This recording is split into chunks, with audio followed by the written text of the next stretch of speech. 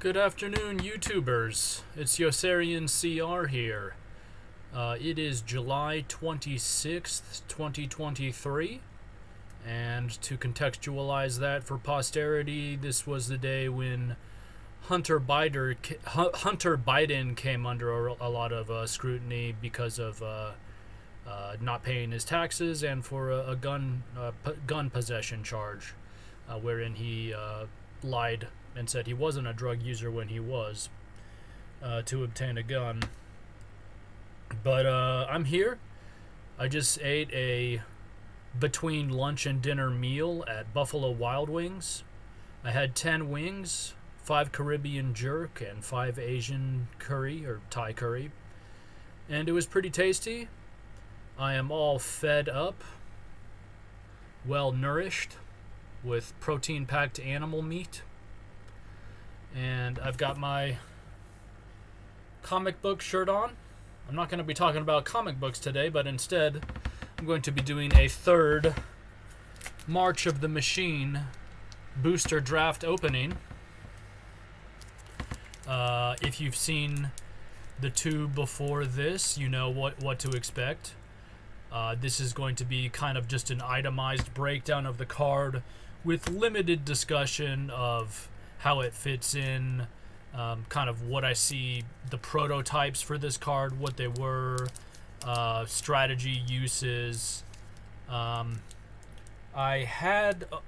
was going to put my other 2 packs here to reference those, but I didn't remember to bring those to this shooting, so we'll just have to go off what's in this pack and what I can remember of the prior 2.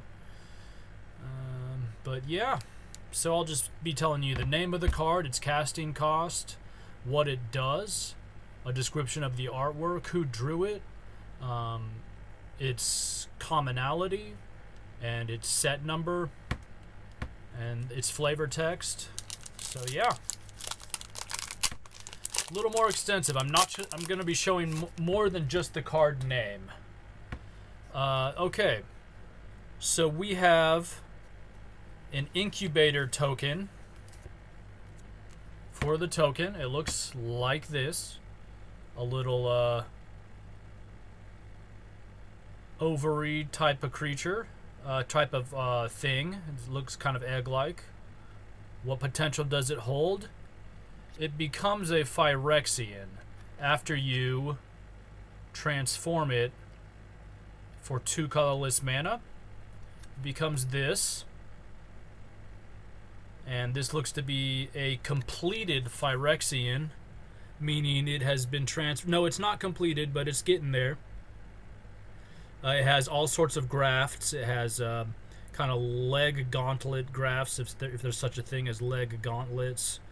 And its head has been replaced with metal. It's got a spiked back. It's kind of like a dinosaur dog. This artwork here by Johan Bodin. Its token, it's in the set, it is card number 17.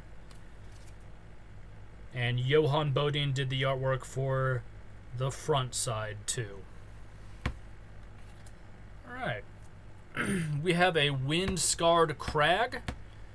It is a land, and when it enters the battlefield, it enters tapped.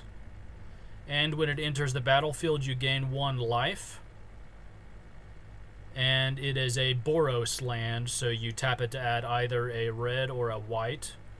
The flavor text reads, Sarah was a symbol of hope to Dominaria, so Norn defiled her temples with monuments to Phyrexia.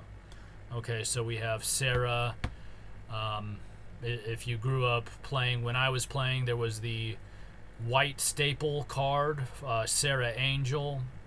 Staple for white-blue control decks, which is a 4/4 flying vigilance for 5 mana, 2 white and 3 colorless, and that was a really good card back then, believe it or not. And we have here the idea that I guess, I don't know the lore real well, but Phyrexia took over Dominaria, I guess, and Norn is kind of the white mana leader here. So we have Windscarred Crag. A nice little tap land. Artwork's kind of hard to describe, so I'll just pass over that. The artwork was done by Roman Kutilnikov. It's a land, of course. It is a common, and it is card number 276. Okay, so it looks like you get one of these with each pack, or maybe more. I have two of these, and it has this symbol. I'm not sure what that means, if this card is legal in Standard. I don't know when the original printing of this card was, but this is Valduk, Keeper of the Flame. And it has this really cool dude, this shaman dude, I guess, with two swords. And he's got some stained glass in the background. It's a legendary creature for a red and 2 other, power 3, toughness 2. At the beginning of combat on your turn, for each aura and equipment attached to Valduk, Keeper of the Flame, create a 3/1 red elemental creature token with trample and haste. Exile those tokens at the beginning of the next step. So if you build around this, let's say you have even 1 aura on this, this is pretty good because it doesn't even say Valduk has to attack for this. All that has to happen is for it to be the beginning of combat.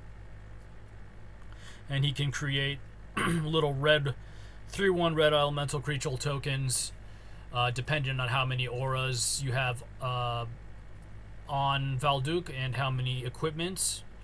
So very good, obviously, but you probably want one of those auras or attachments to grant Valduk hexproof if you can get it.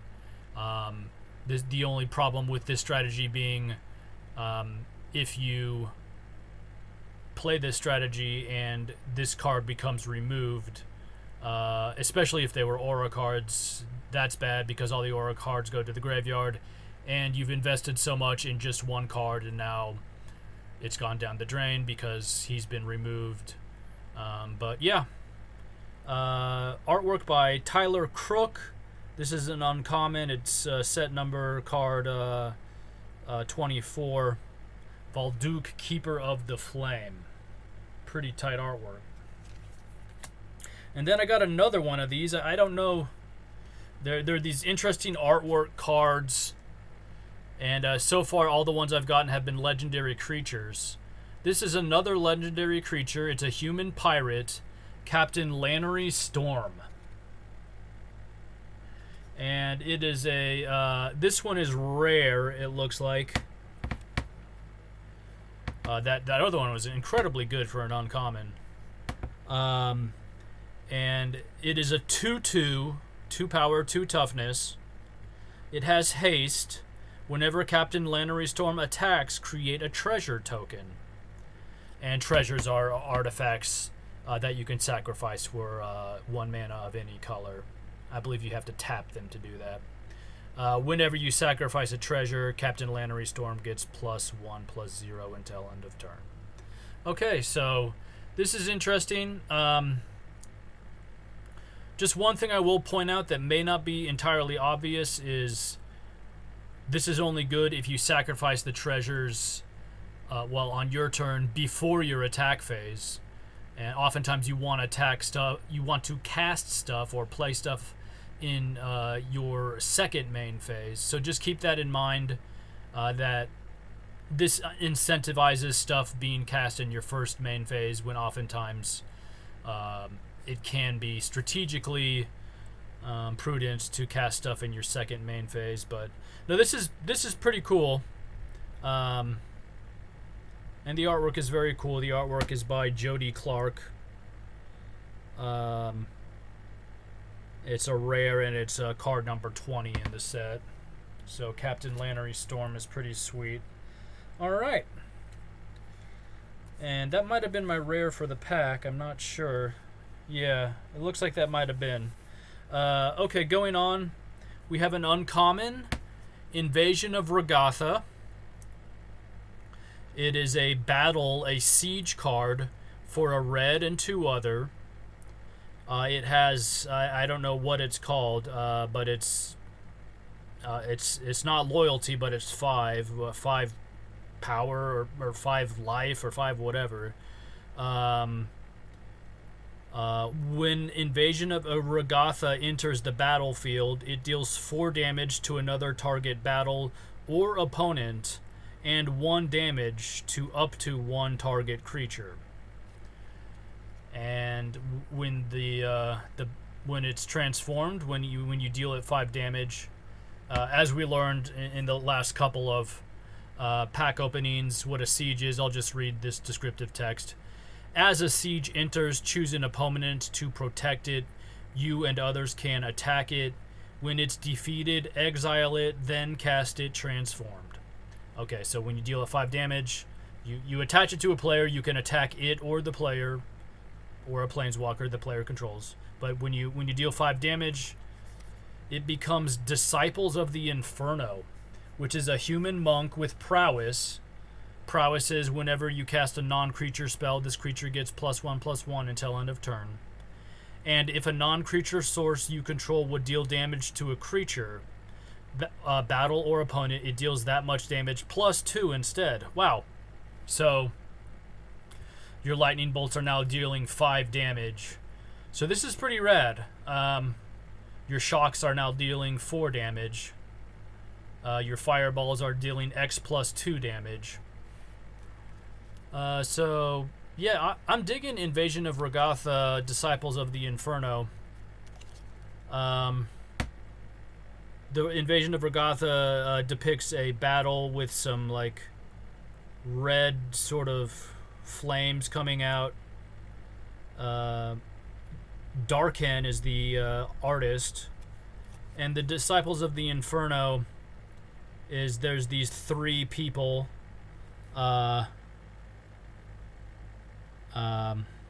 And they are like putting their fire energy into this one central location. They're blasting their fire into one place, and that's becoming forked into a coalition blast. And they're dealing a lot of red mana damage there. Invasion of Regatha, Disciples of the Inferno. Okay, Aetherblade Agent. I've already discussed this card and opened this card. So I'm going to pass on that one, but I opened an Aetherblade Agent in this pack. Okay, here's my rare, so this should be interesting. Really interesting casting cost for this card called Transcendent Message. It's 4 blue and X. Wow. So it looks like you're probably going to want to be mono blue when you cast this. I've been thinking about creating a mono blue Kefnet the Mindful deck, wherein this would go good. It's an instant. It has Convoke, and you draw X cards. So pretty good card here, especially if you have.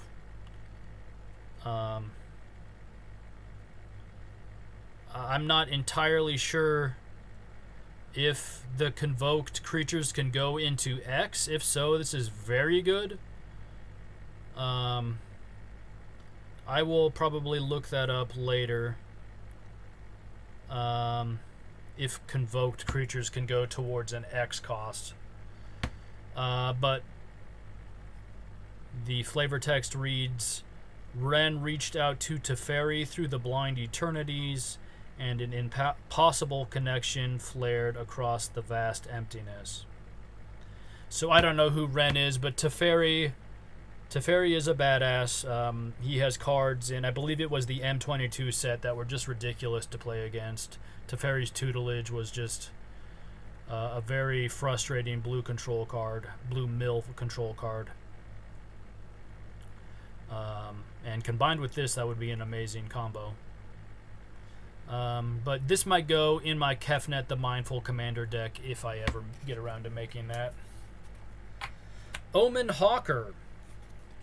I like the artwork.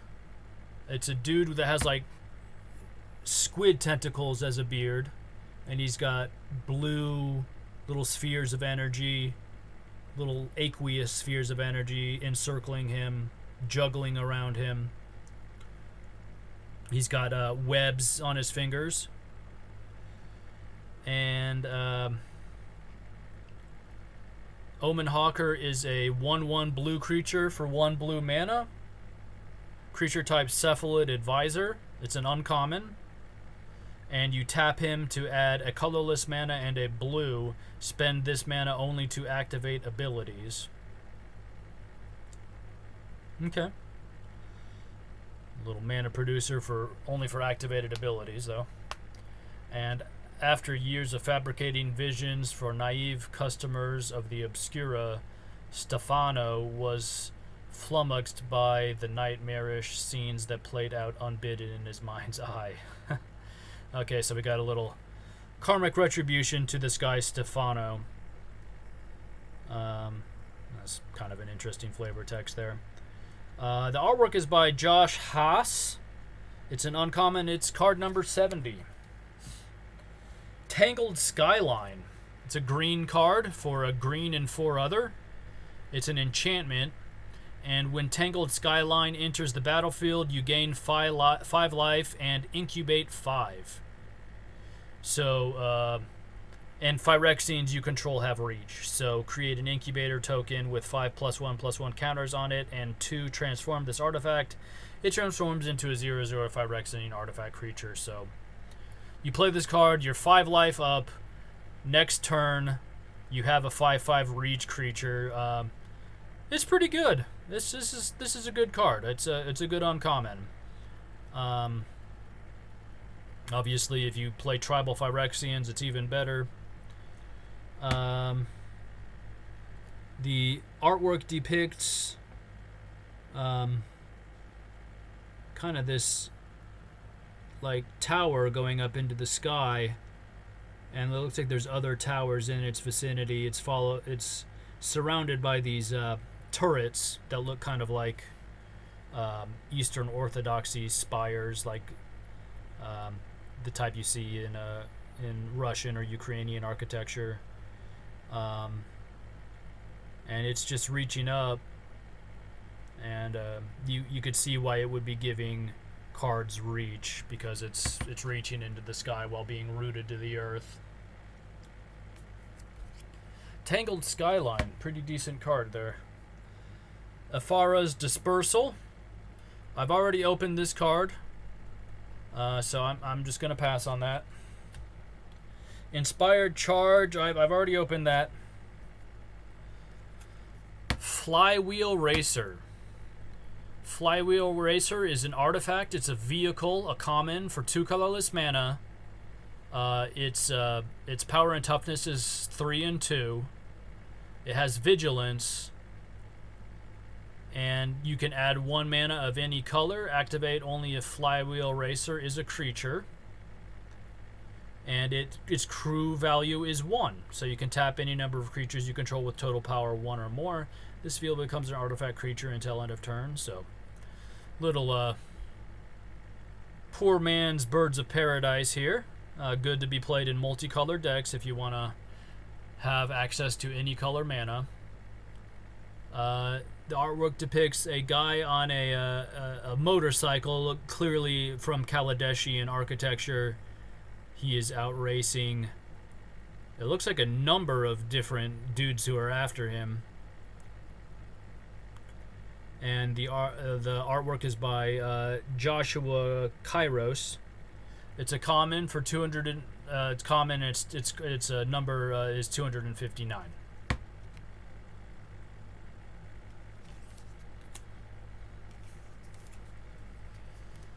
Portent Tracker. This is a creature, a Satyr Scout. It's a 1/1 creature for a green and another. Green and 1 colorless mana. You can tap it to untap target land. Okay, that's pretty rad. and you can tap it to choose target battle. If an opponent protects it, remove a defense counter from it. So that answers that question. That number in the lower right-hand corner is called a defense counter on battles. Otherwise, put a defense counter on it. So if you're protecting it, you put a defense counter on. Activate only as a sword. This is really cool. This is a cool card that uses one of the thematic elements of the set, the battles. So wouldn't be good in, probably not good in a commander deck, but it'd be cool to just have as a mana producer and a card in your limited deck. So if I end up drafting this set, I could see drafting Portent Tracker as a little dork in probably any deck that uses green mana. Placid Rottentail. I've already opened and discussed and described this card, but the artwork is so cool. It's a plant fungus. A fungus rabbit. Yeah. And Final Flourish. This is a black instant for a black and 1 colorless mana. Kicker, sacrifice an artifact or creature. So what kicker is you may sacrifice an artifact or creature in addition to any other costs as you cast this spell. So unkicked, target creature gets -2/- till end of turn. If the spell was kicked, that creature gets -6/- until end of turn instead.